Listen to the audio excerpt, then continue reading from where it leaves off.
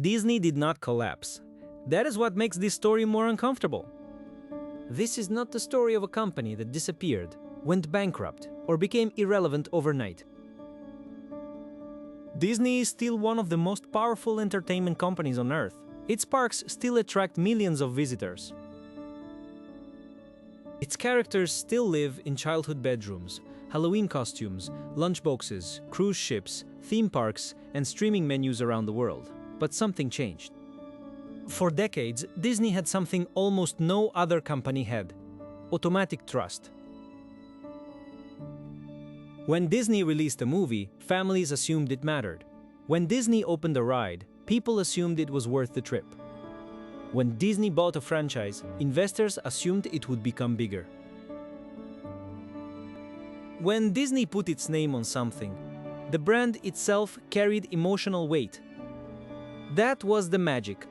Not animation, not castles, not princesses, not superheroes, not nostalgia.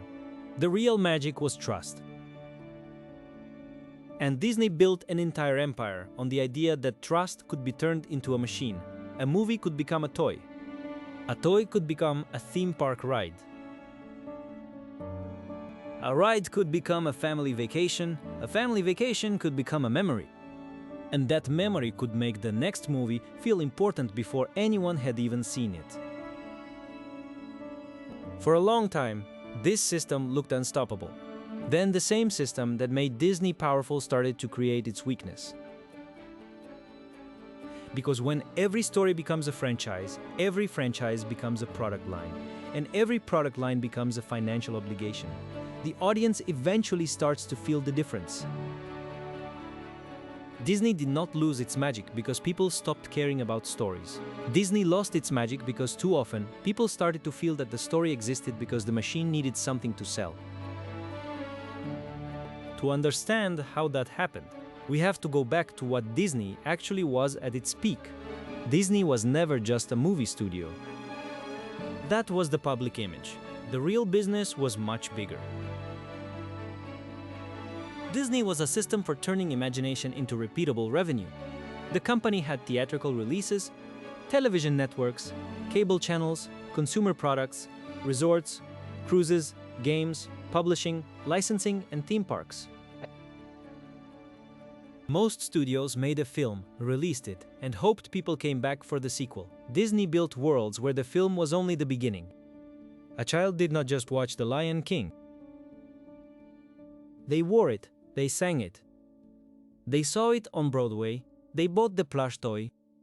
They met the characters at a park. They grew up, had children of their own, and the cycle started again. That was not accidental. That was the Disney flywheel. The emotional connection created demand. The demand created products. The products kept the characters alive. And the characters made the next emotional connection easier. This is why Disney's rise was real. It was not only marketing. It was not only nostalgia.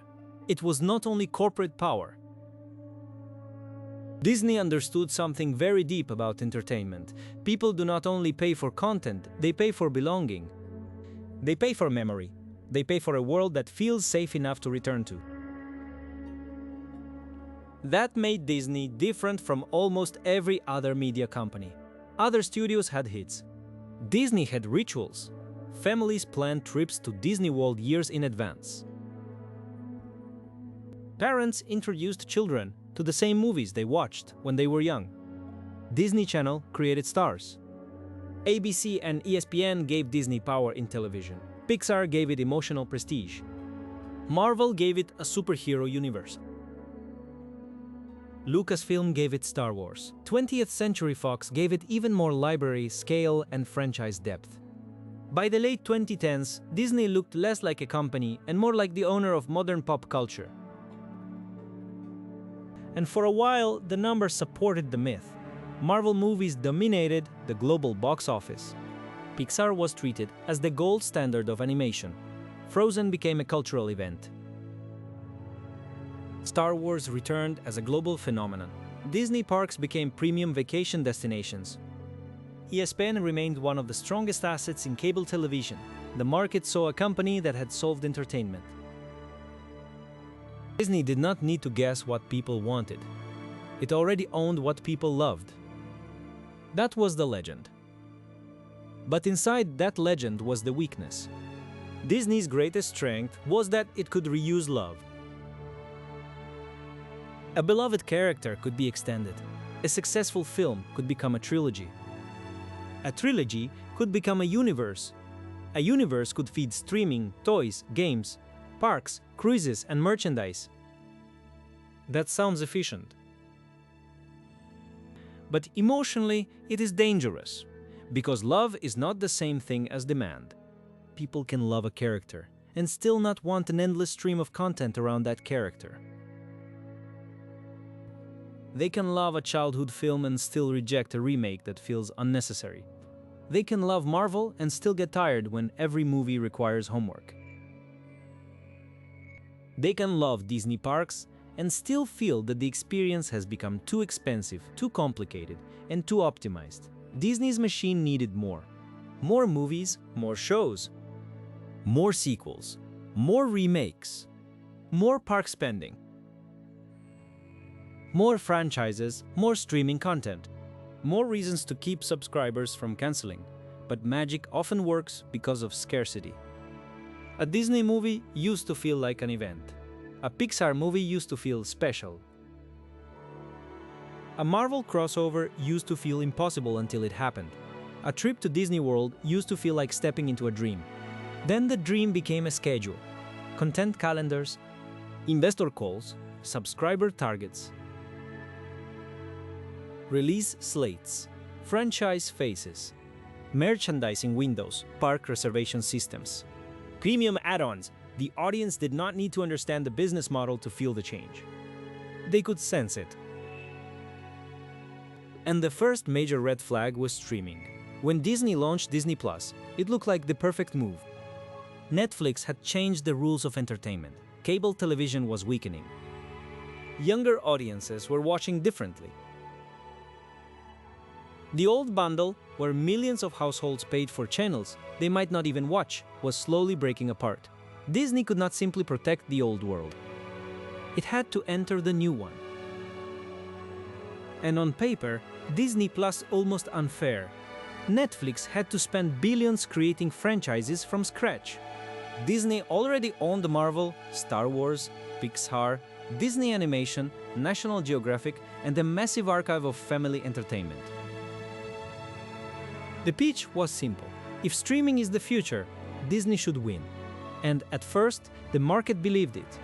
Disney Plus grew fast. The app became a symbol of Disney's next era. During the pandemic, when theaters were closed and families were stuck at home, streaming became even more important. But the hidden problem was brutal. Streaming changed Disney's relationship with its audience. In the old model, Disney made events. In the streaming model, Disney had to feed a platform. That difference mattered. A theatrical movie can be special because it asks for attention. A streaming service has to justify a monthly bill. It needs constant activity. It needs new shows, new episodes, new spin-offs, new announcements, new reasons not to cancel. So Disney began using its most valuable brands as fuel. Marvel became not just movies, but a continuous pipeline of series and interconnected storylines. Star Wars expanded through shows. Pixar films and family releases became part of the streaming value proposition. The archive became the foundation, but new content had to keep the machine moving. This solved one problem and created another. Disney trained audiences to expect more content faster. But faster is not the same as better. And in Disney's business, quality is not a luxury. Quality is the engine of trust. When quality slips, the damage is not limited to one title. It spreads across the brand.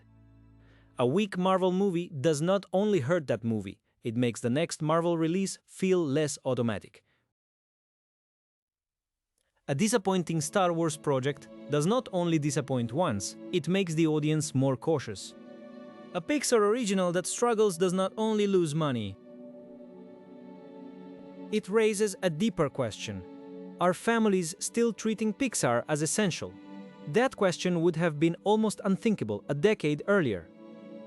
For years, Pixar was the studio people trusted to make them feel something. It had built its reputation on originality, emotional intelligence, and stories that worked for children and adults at the same time. But the streaming era disrupted even Pixar. Some Pixar films went directly to Disney Plus during the pandemic. That may have made sense in the moment, but it changed audience behavior. Families who once saw Pixar as a theater event learned that Pixar could also be something that simply appeared at home. That is a hard habit to reverse. Then came the larger box office problem. Some Disney releases still performed extremely well, but the misses became harder to ignore. The Marvels disappointed, Wish disappointed, Haunted Mansion disappointed, Indiana Jones and the Dial of Destiny disappointed.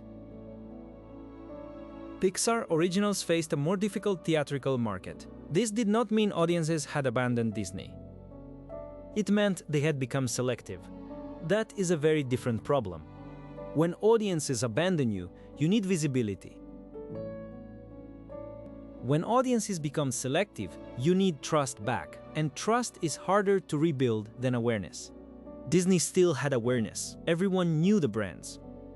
Everyone recognized the characters. Everyone understood the legacy. But awareness does not force people to buy a ticket. The audience began asking a question. Disney was not used to hearing, is this actually worth it? That question also appeared in the parks. For decades, Disney parks were the physical proof of the magic. They were not just amusement parks. They were emotional infrastructure. A place where stories became buildings, rides, parades, restaurants, hotels, fireworks, and family photos. The parks were also one of Disney's strongest businesses. Even when movies struggled, parks could carry the company. Even when streaming lost money, parks generated cash. The parks were the part of Disney where nostalgia could be monetized most directly, because people were not just buying entertainment, they were buying a memory. But here too, the system had a limit. As prices rose, planning became more complex, and premium options became more visible. Some guests began to feel that Disney was no longer removing friction from the experience, it was selling solutions to friction. The emotional promise was still there. The castle was still there. The characters were still there. The fireworks were still there. The childhood memories were still there. But underneath the magic, guests could feel the spreadsheet. That does not destroy a business overnight, but it changes the relationship. A family can still go to Disney World and have a great time. But if they leave feeling that every moment was optimized, upsold, and priced to the edge, the memory becomes more complicated. The magic does not disappear. It becomes expensive. And that is the broader Disney problem. The company did not suddenly forget how to make money. In some areas, it became very good at making money. The issue was that the financial machine became easier to see. For years, Disney's genius was making business feel invisible. You did not feel like you were inside a monetization strategy. You felt like you were inside a story. That illusion was part of the product. But once the audience sees the machine, the spell weakens. This is why the easy explanation is too simple. Some people say Disney lost its magic because of politics. Others say it was streaming. Others blame Marvel fatigue. Others blame bad leadership. Others blame high prices. Others blame remakes. Others blame culture wars. Each explanation captures part of the truth. But the deeper issue is incentives. Disney became so powerful that it had to keep feeding its own scale. A smaller studio can take risks because it only needs one hit. Disney is different. Disney has parks to fill, platforms to feed, merchandise to sell, investors to satisfy, franchises to protect, and global audiences to manage. That scale creates pressure. And pressure changes creativity. Instead of asking, what story must be told, the system starts asking, what asset can be extended? Instead of asking, what will surprise people, it asks what already has awareness. Instead of asking, what would make this world feel alive, it asks, how many businesses can this IP support? This is how strength becomes weakness. Disney's library was a treasure. Then it became a dependency. Disney's franchises were powerful, then they became obligations. Disney's parks were beloved, then they became profit engines under pressure. Disney's streaming platform was necessary, then it became a content furnace. Disney's brand was trusted. Then it became something the company seemed to rely on even when the product did not fully earn it. The moment of truth came when Wall Street and the audience started asking different versions of the same question. Wall Street asked, can streaming actually make money? The audience asked, is the new Disney still worth my attention? Those questions exposed the hidden weakness. For years, subscriber growth could make streaming losses look like investment. Franchise familiarity could make weak creative decisions look safe. Park demand could make price increases look rational. Cable profits could support the larger empire. But when the old cable model weakened, streaming became expensive and audiences became selective, Disney could no longer hide behind inevitability. It had to prove itself again. And that is the real collapse in this story. Not a collapse of revenue. Not a collapse of the company. Not a collapse of the parks. A collapse of inevitability. Disney releases were no longer guaranteed cultural events. Marvel was no longer automatic. Pixar was no longer untouchable. Star Wars was no longer impossible to damage. A live-action remake was no longer automatically exciting. A Disney vacation was no longer automatically seen as priceless. The audience still cared. But they no longer surrendered. That is a different world for Disney. And the company knows it. Bob Iger returned to leadership with a message that sounded simple: reduce output, improve quality, cut costs, make streaming profitable, and refocus the creative engine. In business terms, this was a turnaround plan. In emotional terms, it was an admission. Disney had made too much feel too ordinary. The company did begin to show signs of recovery. Streaming losses narrowed and later turned into profit. The parks remained powerful. Inside Out 2 became a massive success. Deadpool and Wolverine showed that Marvel could still create an event. Moana 2 showed the continuing strength of Disney's animated brands. But even the comeback reveals the problem. The biggest wins came from familiar names. That does not make them fake wins. Familiar characters can still carry real emotion. Sequels can be great. Franchises can still matter. But if Disney's strongest answer is always to return to something audiences already loved, then the company is not fully rebuilding magic. It is withdrawing from the bank of old magic. And that bank is not infinite. The hardest thing for Disney now is not making another profitable sequel. The hardest thing is creating the next memory, the next character that does not feel like a product strategy, the next world that does not feel designed by committee, the next film families feel they must see in theaters, the next park experience that feels generous before it feels expensive, the next era where Disney does not simply remind people of what they loved before but gives them something new to love now. That is the difference between owning IP and creating magic. IP is legal ownership. Magic is emotional permission. Disney can own characters forever.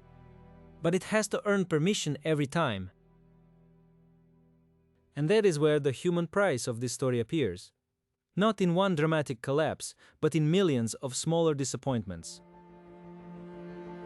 The family that saves for years and wonders why the trip feels more stressful than magical.